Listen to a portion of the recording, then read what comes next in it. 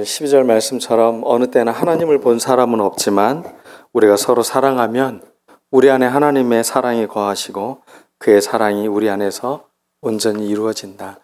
하나님의 그 큰 사랑이 우리에게 보여질 수 있는 그런 은총의 시간이 되기를 원합니다. 마지막 달이라고 하죠. 12월을 보통 마지막 달. 근데 오늘 12월 첫 예배입니다.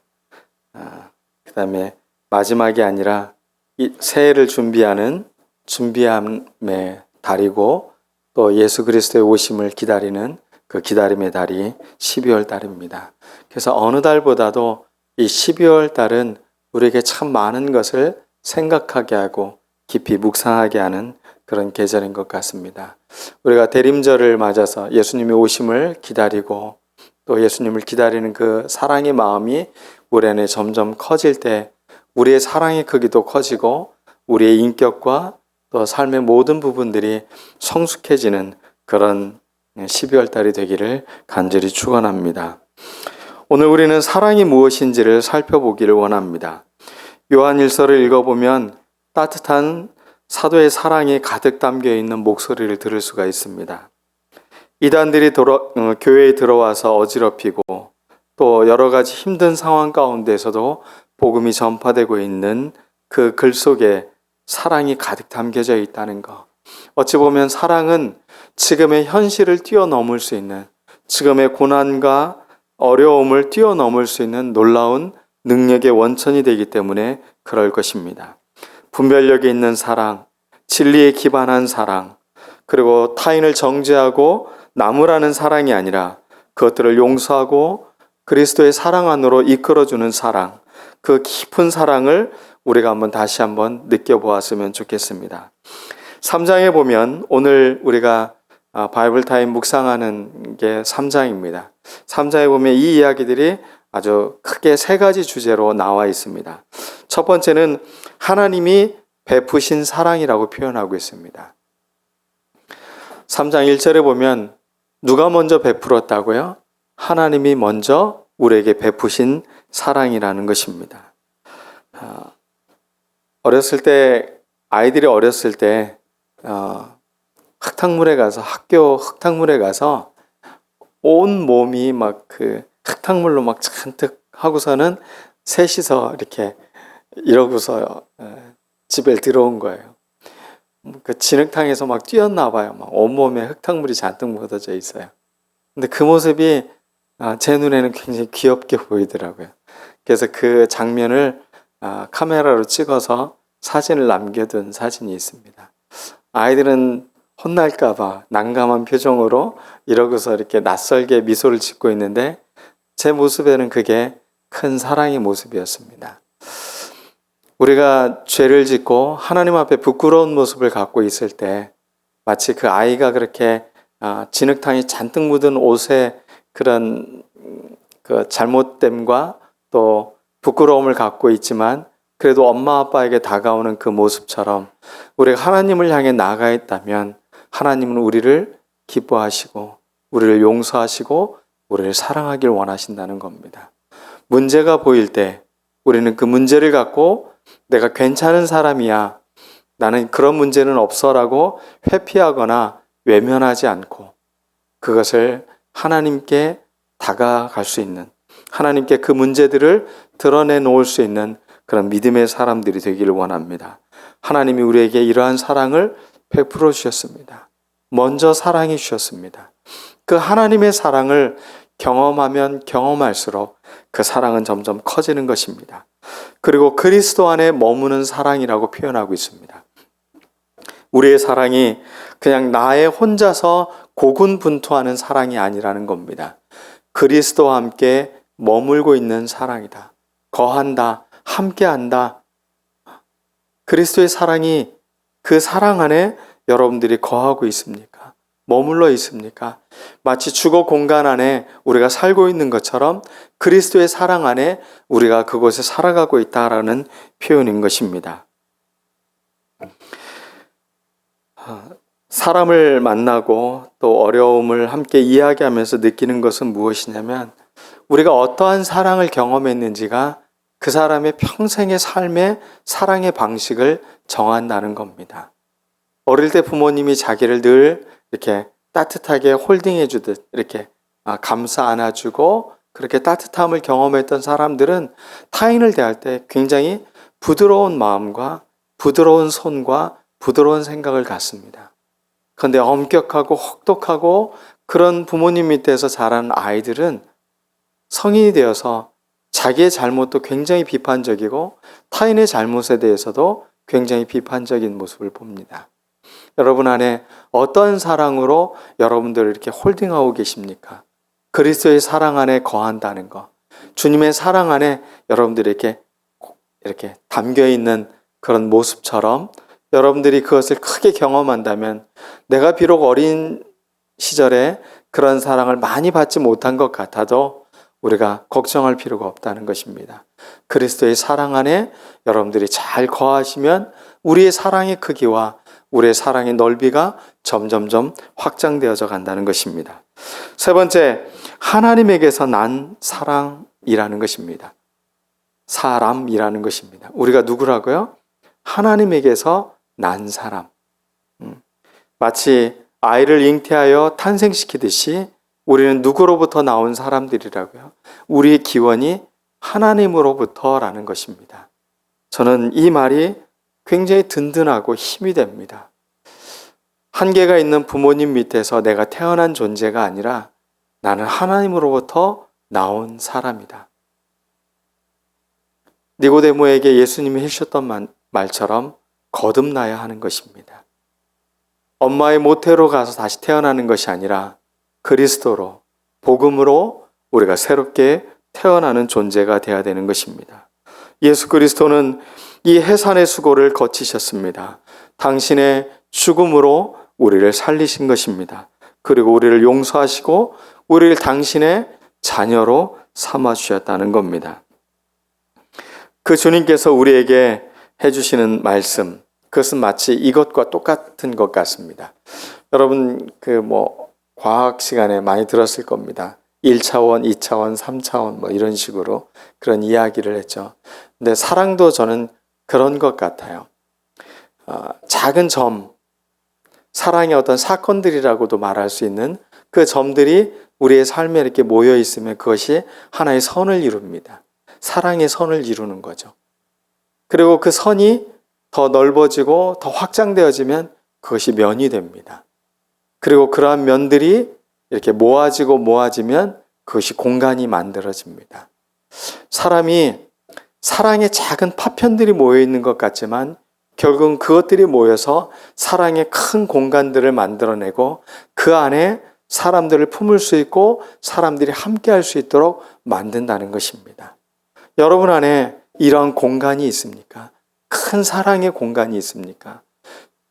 예수님이 우리에게 보여주신 사랑, 또 사도 요한이 우리에게 알려주신 이 큰 사랑은 바로 이런 사랑이라는 것입니다. 우리 이런 사랑을 늘 생각해야 되는 것입니다. 큰 사랑을 생각해야 우리가 옹졸한 사랑을 하지 않는 것입니다. 여러분 안에 어떠한 사랑이 여러분의 삶을 움직이고 계십니까? 인간적 사랑, 옹졸한 사랑, 편협한 사랑이 아니라 제대로 된 사랑으로 우리 그렇게 사랑의 사람으로 세워지는 우리들 모두가 되었으면 좋겠습니다. 하나님의 사랑의 특징을 오늘 말씀을 통해 세 가지로 한번 살펴보려고 합니다. 그리스도 안에 거하는 사랑, 품어주시는 사랑, 또 하나님에게서 난 사랑은 이렇게 사랑을 실천한다는 것입니다. 9절 말씀을 같이 한번 보겠습니다. 4장 9절 말씀입니다. 같이 읽어보겠습니다. 시작. 하나님의 사랑이 우리에게 이렇게 나타난 바 되었으니 하나님이 자기의 독생자를 세상에 보내심은 그로 말미암아 우리를 살리려 하심이라. 여러분의 사랑은 살리는 사랑입니까? 죽이는 사랑입니까? 요즘 스토커라는 말이 많이 언론에서 이렇게 나오죠. 집착이죠. 근데 그런 사랑은 사랑이라고 할 수 있습니까? 사랑이 욕망이 된 것이죠. 욕망을 채우는 것은 사랑이라고 말할 수 없는 것입니다. 근데 사람들은 끊임없이 이 욕망이 사랑이라고 생각을 합니다. 그러나 사랑이 욕망이 아닙니다. 진짜 사랑이 무엇인지를 오늘 성경 말씀은 우리에게 알려주고 있습니다. 살리는 사랑. 생명을 살리기 위해 희생과 수고를 하는 것. 그것은 아마 어머니의 사랑을 통해서 우리가 배울 수 있고, 더 크게는 예수 그리스도의 사랑을 통해서 우리가 배울 수 있는 것입니다. 오늘날 생명에 대해 소홀히 하고 생명을 단절시키고 있는 문화 속에서 우리는 어떻게 예수 그리스도의 이 살리는 사랑을 실천할 것인가? 이것은 날마다 우리가 큰 사랑을 묵상하지 않으면 이 사랑을 우리가 제대로 실현해내지 못한다는 것입니다.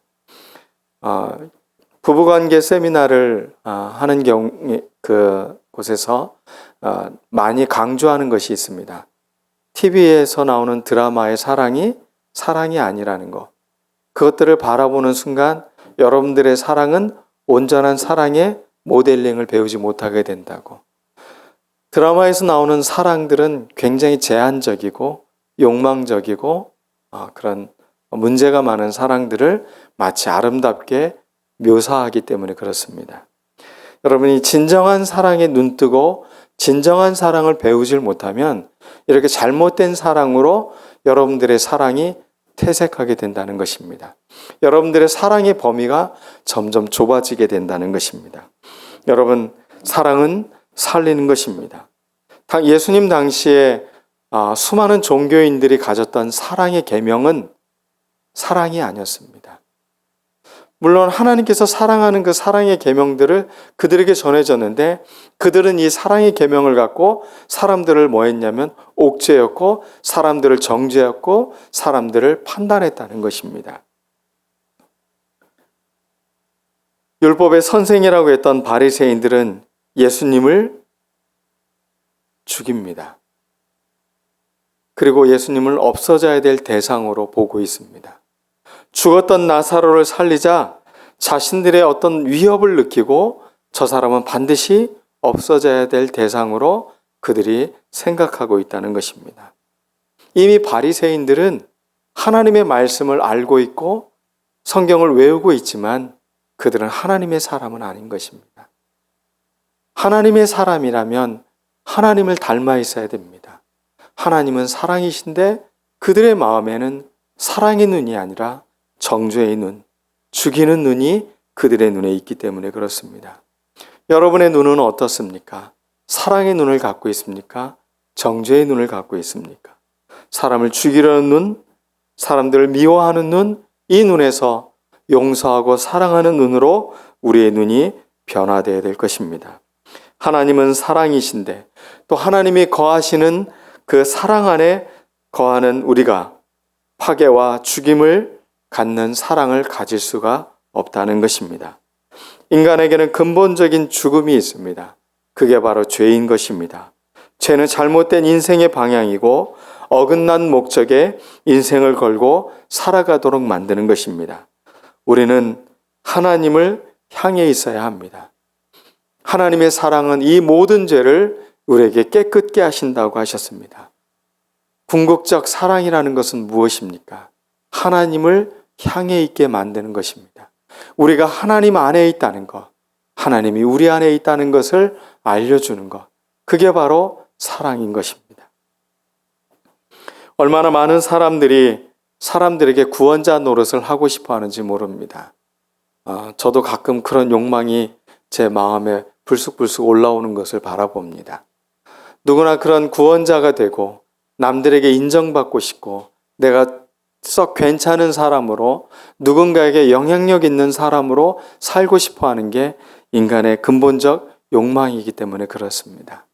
근데 그때마다 다시 기도의 자리에 가면 내가 주님보다 앞섰구나라는 회개를 하게 됩니다. 주님이 나보다 그 사람을 더 사랑하고 있는데 내가 그 사람에게 먼저 내 힘과 내 노력과 내 방법으로 해결해 주려고 하는 어리석음을 범했구나라는 것을 깨닫게 됩니다. 다시 한번 우리는 하나님을 향해 있도록 하나님이 그 사람을 살리기 위해서 친히 당신의 독생자를 보내주셨던 것처럼 그 사랑의 크기와 깊이를 우리가 마음 깊이 깨달아야 되는 것입니다. 여러분, 우리는 구원자가 아닙니다. 우리는 해결사가 아닙니다.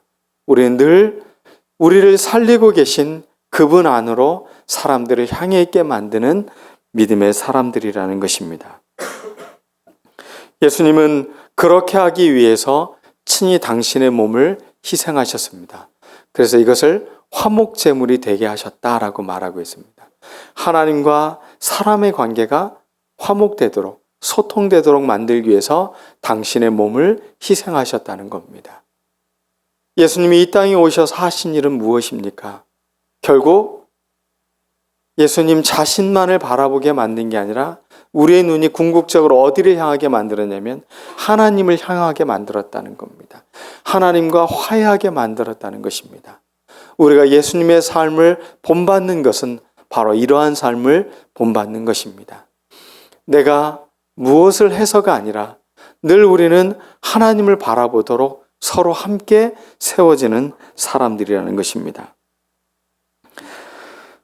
오늘 요한 1서 4장 말씀 말고 한번 그 앞에 있는 3장 12절 말씀을 보면 가인과 같은 사람이 되지 말아야 된다라고 말하고 있습니다. 그 설명을 좀 자세히 보면 악한 자에게 속한 사람이 돼서는 안 된다는 것입니다.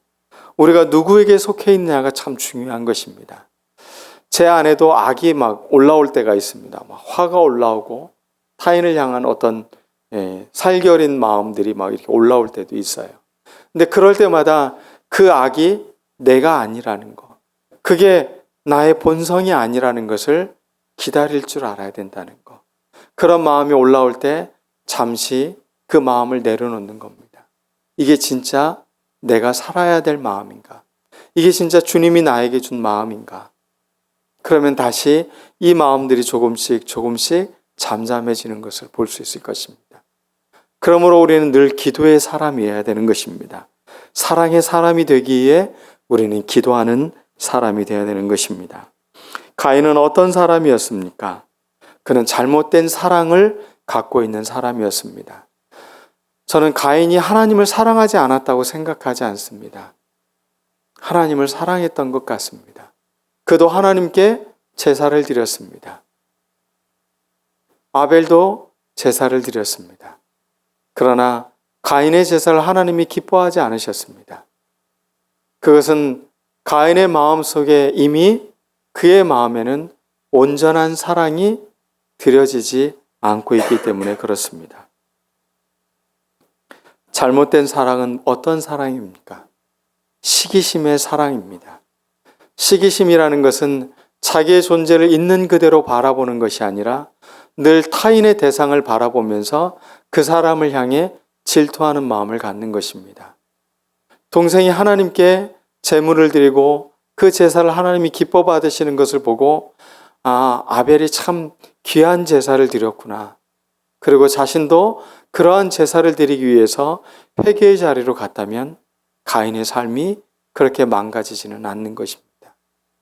그러나 가인은 그 순간에 놀라운 것을 선택한 겁니다. 그 시기심이 결국은 살인의 자리까지 이끌어갔다는 것입니다. 우리의 마음 안에는 열정들이 있습니다. 그 열정이 악한 것을 위해서 열정을 내는 사람이 있는가 하면 사람을 사랑하고 살리기 위해서 열정을 내는 사람이 있다는 것입니다. 가인은 그의 마음 안에 사랑은 있었지만 열정은 있었지만 그 악함을 살아나게 했다는 겁니다. 늘 우리는 선함을, 하나님의 사랑을 우리 안에 솟아나게 하는 사람들이 되어야 되는 것입니다. 가인이 죽인 것은 동생 아벨만을 죽인 게 아닙니다. 자기 안에 있는 의로움도 죽인 겁니다. 그는 자기 동생을 죽인 게 아니라 자기 안에 있는 하나님의 성품, 의로운 성품들을 모두 말살시켜버린 것입니다. 그는 엄청난 살인을 저지른 것입니다. 여러분, 우리 안에 무엇이 여러분에게 더 강하게 움직이고 있습니까? 악함이, 아니면 사람을 살리려고 하는 그 선함이 우리 안에 싹트고 있습니까? 오늘 나는 나의 가족들에게, 또 내 옆에 있는 지체들에게, 교회 안에서 나는 어떠한 사람으로 살고 있는가? 나는 사람을 살리고 있는가? 나는 사람을 파괴하고 죽이고 있는가? 다시 한번 우리 안에 이 사랑의 큰 경험을 할 수 있는 우리가 되었으면 좋겠습니다. 어제 우리 청년들 청년부 예배를 이제 토요일 날 첫 시작을 했습니다. 앞으로 청년부가 이제 말씀을 나눌 것은 성경의 많은 인물들을 하나씩 살펴보면서 사람 속에서 하나님을 더 깊이 배울 수 있는 그런 시간들을 가지려고 합니다. 그 첫 시간으로 배운 것이 아담이었습니다. 아담의 이야기. 홀로 독처하는 것이 좋지 못하여 하나님께서 돕는 배필을 지으신 장면을 우리가 함께 나누었습니다. 그때 아담을 만들었듯이 그렇게 하와를 독립된 존재로 하나님께서 또 진흙을 빚어서 만들었으면 좋을 텐데, 왜 굳이 하나님께서는 아담을 깊이 잠들게 해서, 여기서 잠든다라는 표현은 사실 죽음과 비슷한 표현입니다. 그렇게 해서 아담을 뭐 한 거예요? 그 뼈를 취해서 아내를 만든 겁니다. 하와를 만든 것입니다. 아담에게는 굉장한 아픔과 고통이 있었습니다. 희생이 있었습니다. 한 존재가 서로 돕는다는 건 반드시 여기에는 힘들고 어렵고 희생이 뒤따르게 된다는 것입니다. 여러분, 결혼이 나를 행복하게 해줄 것 같아서 결혼하면 100% 불행합니다. 결혼은 내가 행복하기 위해서가 아닙니다. 서로의 부족함을 함께 돕고 함께 채워주기 위해서 결혼을 하는 것입니다. 완벽한 대상을 만난 게 아니라 부족한 대상들이 서로를 채워가며 하나가 되어져 가는 것이 바로 결혼인 것입니다. 그 전제 조건이 무엇이라고요? 죽음처럼 깊이 잠든 경험이 있어야 됩니다. 죽은 경험이 있습니까? 그래서 결혼을 해서 우리는 6명을 죽여야 된다고 얘기를 했죠. 먼저는 자기, 그 다음에는 아내, 그 다음에는 서로의 부모. 그래서 우리 안에 있는 잘못된 자아들의 그 형성되어졌던 6명을 모두 죽이고 그 안에서 새로운 사랑으로 태어나야 진짜 사랑을 할 수 있다는 것입니다. 여러분, 우리의 사랑은 온전치 못합니다. 부족합니다. 그래서 우리는 이 사랑을 본받아야 되는 것입니다. 이 사랑은 어떤 사랑입니까? 희생하는 사랑입니다. 기꺼이 자신의 갈빗대 하나를 내어줄 수 있는 사랑인 것입니다. 그런 사람만이 자기의 배우자를 향해 이런 표현을 쓰는 겁니다. 내 살 중에 살이요, 내 뼈 중에 뼈로다. 이 표현을 할 수 있는 건 나의 그 희생과 나의 헌신이 있기 때문에 가능한 것입니다. 여러분의 사랑은 어떤 사랑입니까? 이렇게 살리는 사랑입니까? 이렇게 돕는 사랑이십니까? 여기서 돕는다라는 단어는 성령님을 뜻하는 단어와 같은 단어입니다. 보혜사, 이것도 돕는다라는 단어이잖아요. 하나님의 성품을 살아내는 것입니다. 부부가 된다는 것은 나의 한계가 있는 성품을 서로 부딪히며 성격장애로 살아가는 것이 아니라 어떻게 살아가는 거라고요? 하나님의 성품으로 우리가 살아가는 존재들이 되는 것입니다. 그러므로 결혼은 아름다운 것입니다. 여러분, 결혼하십시오. 그리고 결혼보다 더 놀라운 일이 또 기다리고 있습니다. 자녀를 낳으십시오.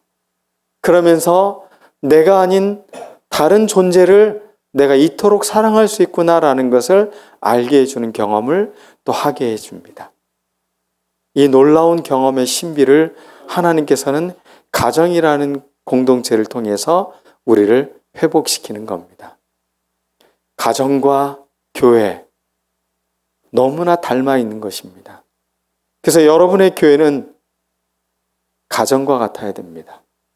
또 여러분의 가정은 교회 같아야 되는 것입니다. 그러므로 우리의 가정 안에는 그리스도가 우리의 중심 안에 있지 않으면 안 된다는 것입니다.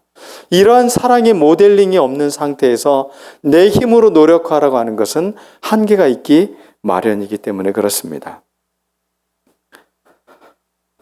3장 16절과 18절 말씀을 제가 읽어드리겠습니다. 그가 우리를 위하여 목숨을 버리셨으니 우리가 이로써 사랑을 알고 우리도 형제들을 위하여 목숨을 버리는 것이 마땅하니라.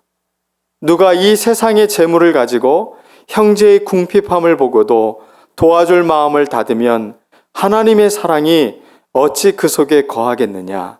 자녀들아, 우리가 말과 혀로만 사랑하지 말고 행함과 진실함으로 하자. 우리가 사랑할 때 어떤 사랑을 하자고요?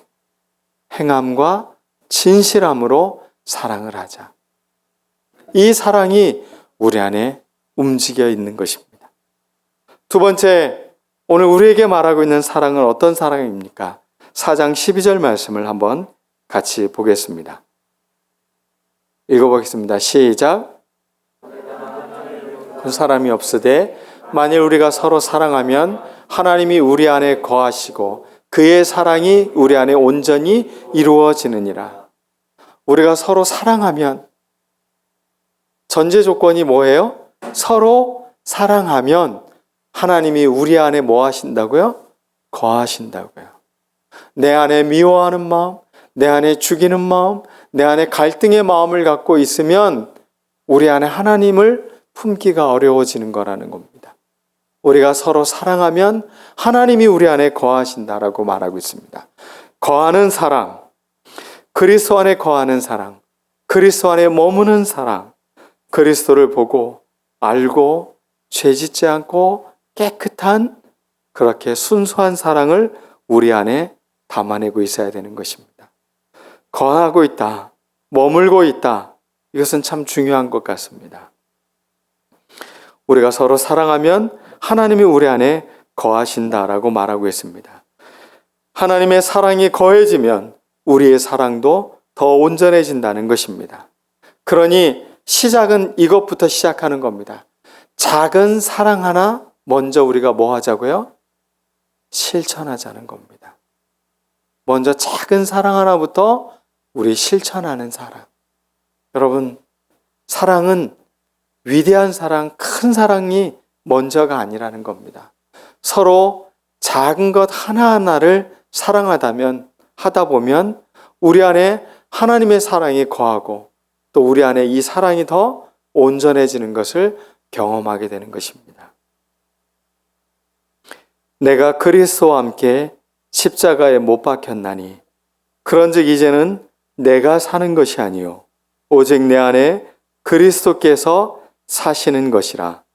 이제 내가 육체 가운데 사는 것은 나를 사랑하사 나를 위하여 자기 자신을 버리신 하나님의 아들을 믿는 믿음 안에서 사는 것이라.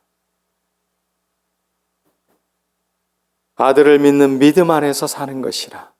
그분이 어떻게 사셨다고요? 나를 위하여 자기 자신을 버리신 것처럼. 이 신비로운 말씀은 주님과 우리가 연합된 일치된 삶을 살아갈 수 있는 것을 말하고 있습니다. 그 안에 중심을 이루고 있는 것은 바로 그리스도의 사랑인 것입니다. 그의 계명을 지키는 자는 주 안에 거하고 주는 그 안에 거하시나니. 주님의 사랑은 이렇게 우리가 서로 사랑할 때 우리 안에 하나님의 그 크신 사랑이 우리 안에 온전히 더 이루어지는 것을 볼 수 있는 것입니다. 반면에 그 형제를 미워하는 자마다 살인하는 자니 살인하는 자마다 영생이 그 속에 거하지 아니하는 것을 너희가 아는 바라.